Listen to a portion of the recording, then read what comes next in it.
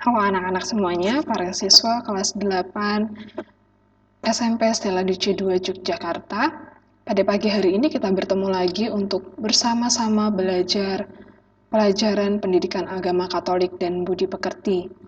Nah, anak-anak, minggu lalu dan minggu-minggu sebelumnya kalian sudah belajar materi tentang Yesus memanggil murid-muridnya dan juga cara hidup murid Yesus. Nah, pada pagi hari ini kita bersama-sama akan belajar materi tentang tugas perutusan sebagai murid Yesus. Nah, melalui materi hari ini diharapkan kalian semua dapat menyadari tugas perutusan kalian sebagai murid-murid Yesus. Dan juga kalian diharapkan dapat mewujudkan cara-cara apa saja yang dapat dilakukan untuk mewujudkan tugas perutusan yang telah diberikan kepada kalian oleh Yesus di dalam kehidupan sehari-hari.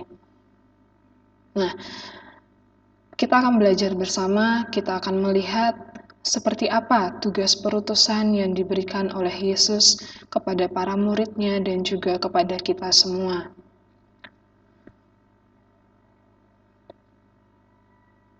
Nah, tentu kalian semua sudah pernah mendapatkan tugas atau perintah dari guru mungkin, dari orang tua, dari kakek, dari nenek, dan lain sebagainya. Nah, ketika seseorang diberikan tugas, ada seseorang yang bertanggung jawab dan juga ada seseorang yang tidak bertanggung jawab. Nah, bagi orang-orang yang bertanggung jawab, tentu mereka akan melaksanakan tugas yang telah diberikannya itu dengan baik. Tetapi bagi orang-orang yang tidak bertanggung jawab, dia tidak akan melaksanakan tugas yang telah diberikan kepadanya, sehingga tugas-tugas itu tidak dapat diselesaikan dengan baik atau diwujudkan dengan baik. Nah, ini bisa melihat contoh kalian. Pasti beberapa dari kalian kemarin masih ada yang terlambat mengirimkan tugas-tugas. Nah, itu adalah contoh orang-orang yang tidak bertanggung jawab terhadap tugas yang telah diberikan kepadanya. Nah, bagi kalian yang sudah mengerjakan tugas dengan baik, itu merupakan tanda bahwa kalian adalah orang-orang yang bertanggung jawab dan melaksanakan tugas yang telah diberikan kepada kalian dengan baik, sehingga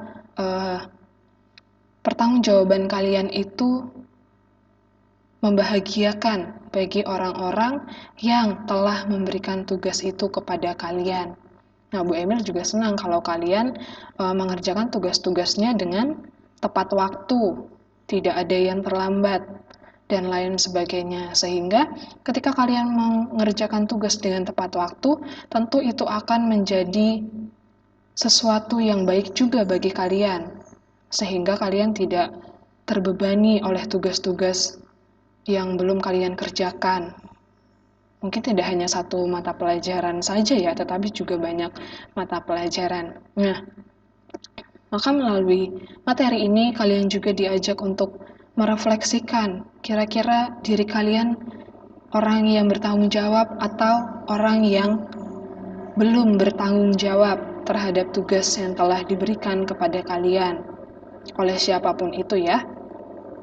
Nah, ketika kalian diberikan tugas, berarti kalian itu adalah orang yang dipercaya untuk melaksanakan tugas tersebut.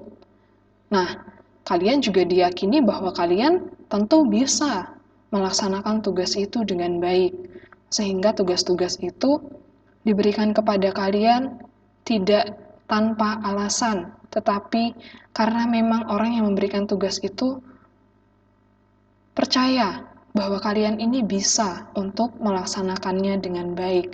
Nah, tinggal kalian saja apakah kalian sudah menyadari tugas-tugas itu dengan baik dan melaksanakannya atau belum. Nah, kita sebagai murid-murid Yesus juga diberi tugas oleh Yesus. Nah, tugas itu biasanya kita sebut dengan tugas perutusan sebagai murid-murid Yesus. Nah, melalui materi ini kita akan melihat kira-kira tugas apa saja ya yang diberikan oleh Yesus kepada kita sebagai murid-muridnya. Nah, kita akan melihat bagaimana Yesus mengutus murid-muridnya.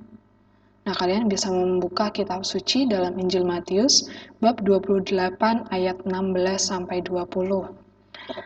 Di sini ada perikop tentang perintah memberitakan Injil. Nah, di dalam perikop ini Yesus memberikan perintah kepada para muridnya untuk pergi ke seluruh kota dan menjadikan orang-orang sebagai pengikut Yesus atau mewartakan kerajaan Allah di tengah-tengah dunia. Kemudian di dalam Injil Lukas bab 10 ayat 1 sampai 12, di sini Yesus mengutus 70 murid. Nah, di dalam perikop ini Yesus mengutus 70 muridnya dan Yesus meminta mereka untuk pergi berdua-dua mendahului Yesus pergi ke kota-kota yang akan dikunjunginya. Nah, memang tugas yang diberikan oleh Yesus ini bukan tugas yang ringan ya, tetapi tugas yang berat. Nah, ketika Yesus memberikan tugas perutusan itu juga Yesus memberikan petunjuk bagi para murid untuk melaksanakan tugas perutusannya itu. Nah, kira-kira apa saja ya petunjuknya? Nah, kita akan melihat petunjuk Yesus bagi para murid. Yang pertama, tidak boleh memilih-milih di mana dan kepada siapa mereka mewartakan kerajaan Allah. Nah, artinya Yesus meminta kepada para murid bahwa pewartaan itu tidak hanya ditunjukkan bagi kalangan tertentu, tetapi bagi semua orang yang dijumpai oleh mereka. Kemudian, yang kedua, tidak membawa bekal atau harta. Nah, di dalam perikop ini, Yesus mengatakan bahwa kalian itu seperti anak domba yang diutus untuk pergi ke tengah-tengah serigala. Kemudian, menyembuhkan orang-orang sakit yang dijumpai dan memperingatkan orang-orang yang menolak mereka. Nah, kenapa mereka harus menyembuhkan orang-orang sakit yang dijumpai? Hal ini supaya membuat orang-orang menjadi percaya bahwa kuasa Allah itu sungguh ada dan nyata. Mereka diminta oleh Yesus untuk mewartakan kerajaan Allah tidak hanya melalui kata, tetapi juga melalui perbuatan. Nah, yang terakhir adalah mengucapkan salam damai di rumah orang-orang yang akan dimasuki. Supaya melalui salam ini, mereka bisa melihat kira-kira mereka diterima atau tidak oleh orang-orang yang mereka jumpai di sana. Nah, itulah petunjuk-petunjuk yang diberikan oleh Yesus bagi para murid dalam mewartakan kerajaan Allah.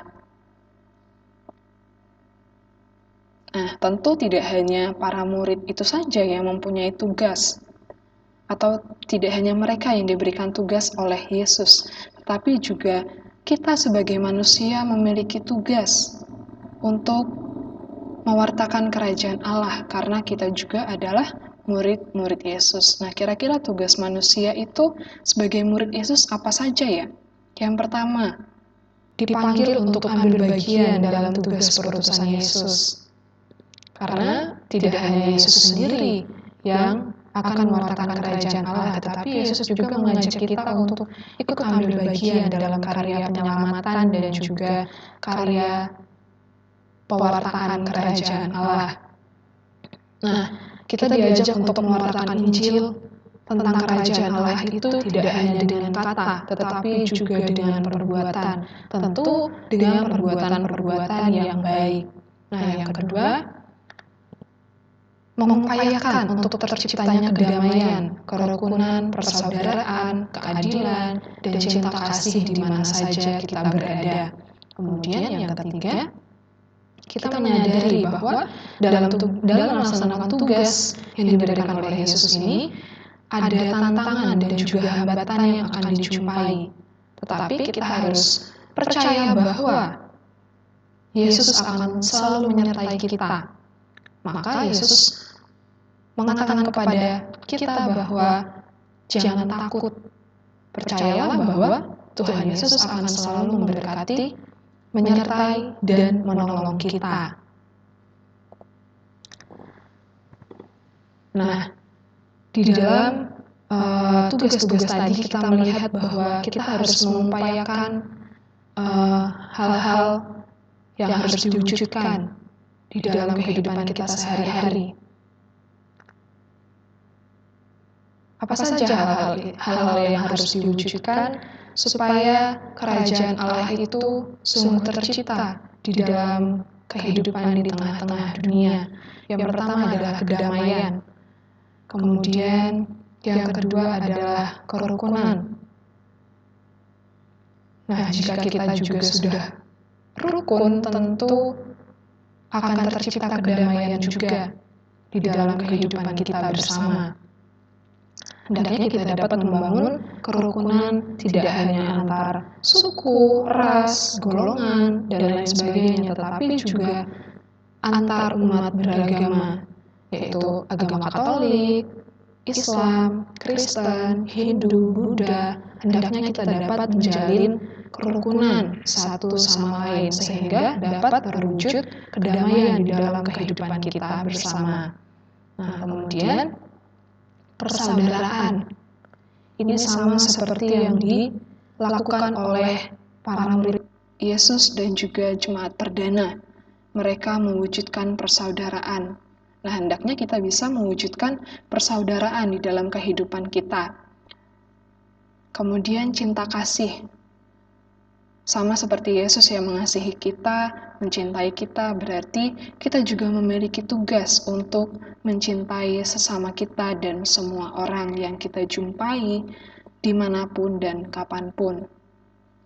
Kemudian, mewujudkan terciptanya keadilan. Nah, kita sering menjumpai banyak ketidakadilan yang terjadi ya di dalam kehidupan kita sehari-hari. Nah, diharapkan kita dapat menjadi pelopor perwujudan keadilan di dalam kehidupan sehari-hari. Nah, kemudian cara mewujudkan tugas perutusan sebagai murid Yesus dalam kehidupan sehari-hari itu apa saja ya? Nah, ini adalah tugas-tugas atau cara yang dapat diwujudkan dalam tugas perutusan sebagai murid Yesus. Mungkin ini bisa dilaksanakan ketika pandemi sudah selesai, begitu ya. Caranya yang pertama adalah menjadi misdinar. Tentu kalian ketika di gereja sejak SD mungkin sudah menjadi misdinar. Nah, itu adalah cara mewujudkan tugas perutusan. Kemudian menjadi anggota KUR, Mazmur, dan lain-lain. Kalian ikut memuji Allah, tidak hanya di sekolah ketika misa sekolah dan lain sebagainya, tetapi juga di dalam lingkup kehidupan menggereja. Kemudian mengikuti BKSN dan pendalaman iman di lingkungan. Nah, apakah kemarin kalian juga sudah mengikuti BKSN atau belum? Tentu BKSN dilakukan secara online. Nah, apakah kalian mengikutinya atau tidak sama sekali?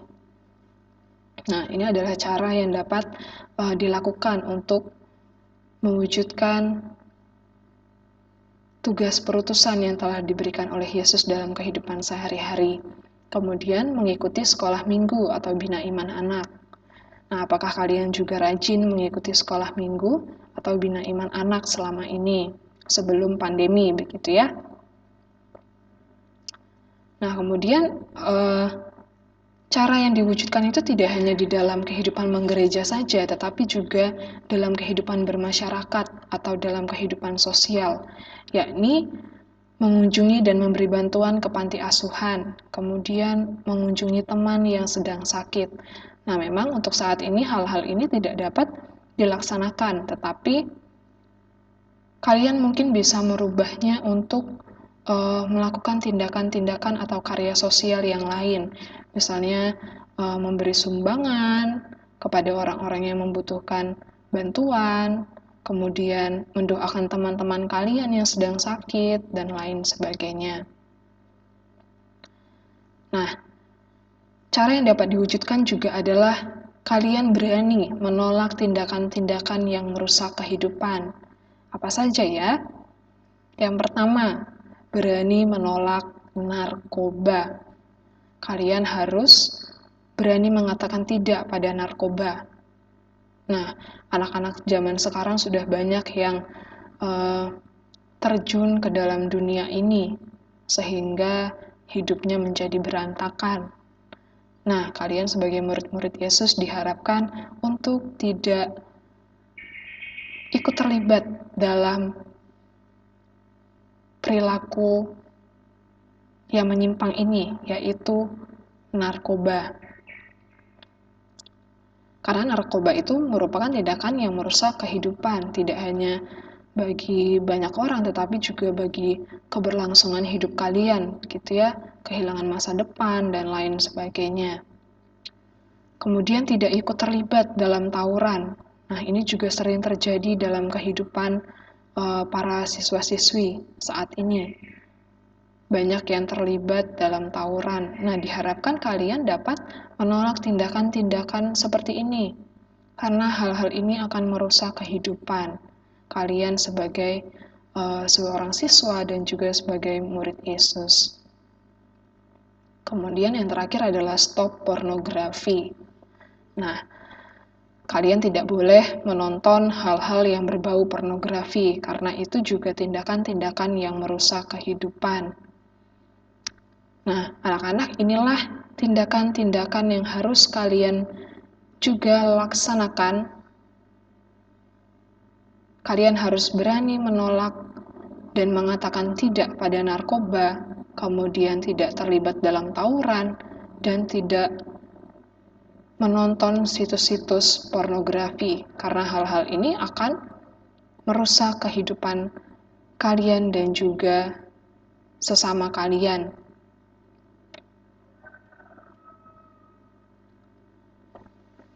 Nah, setelah melihat tugas-tugas apa saja yang diberikan oleh Yesus kepada kita, kita melihat makna tugas perutusan sebagai murid Yesus. Nah, maknanya adalah ketika kita sudah melakukan tindakan kasih pada sesama kita, berarti kita juga sudah melaksanakan tugas perutusan yang Yesus berikan kepada kita. Kemudian, kita diutus oleh Yesus untuk ikut serta mewartakan kabar sukacita Injil. Kita diajak untuk mewartakan kerajaan Allah, mewartakan kabar gembira di dalam kehidupan kita sehari-hari. Nah, tindakan kasih itulah contoh perwujudan dalam melaksanakan tugas perutusan itu. Maka kita harus mewujudkan kasih di dalam kehidupan bersama di tengah-tengah kehidupan baik keluarga, masyarakat, dan juga siapa saja yang kita jumpai. Kemudian, ketika kita sudah melaksanakan perbuatan kasih itu, kita pasti akan mempunyai perasaan senang, bangga, dan juga bahagia. Nah, demikian juga hendaknya kita bisa merasa senang, bangga, dan bahagia ketika mendapatkan tugas perutusan sebagai murid Yesus. Nah, harapannya kalian juga bukannya ngedumel begitu ya ketika mendapatkan tugas-tugas perutusan ini atau tugas-tugas dari siapapun.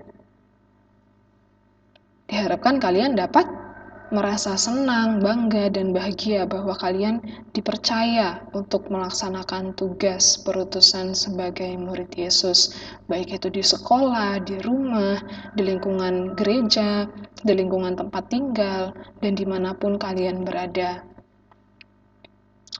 Nah, pada akhirnya anak-anak, tugas perutusan yang kita terima itu memang memiliki resiko yang besar. Akan ada banyak tantangan dan juga hambatan yang datangnya baik dari diri kita sendiri maupun dari luar diri kita. Tetapi Yesus memberi jaminan bahwa Yesus akan selalu menyertai kita. Yesus tidak akan meninggalkan kita sendirian, tetapi Yesus akan menjaga dan menolong kita. Sehingga kita tidak perlu takut untuk turut serta mewujudkan tugas perutusan sebagai murid Yesus dalam kehidupan kita sehari-hari.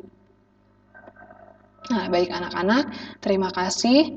Kita sudah belajar bersama hari ini. Semoga kalian dapat melaksanakan tugas-tugas kalian sebagai murid Yesus, yaitu mewujudkan kedamaian, keadilan, cinta kasih, dan menolak hal-hal yang merusak kehidupan seperti narkoba, kemudian kekerasan atau tawuran, dan yang terakhir adalah pornografi. Nah, terima kasih anak-anak, selamat belajar. Semoga kalian dapat menjadi murid-murid Yesus yang berani mewartakan kerajaan Allah di tengah kehidupan bersama, baik di sekolah, di rumah, di lingkungan masyarakat, di lingkungan gereja, dan dimanapun kalian berada.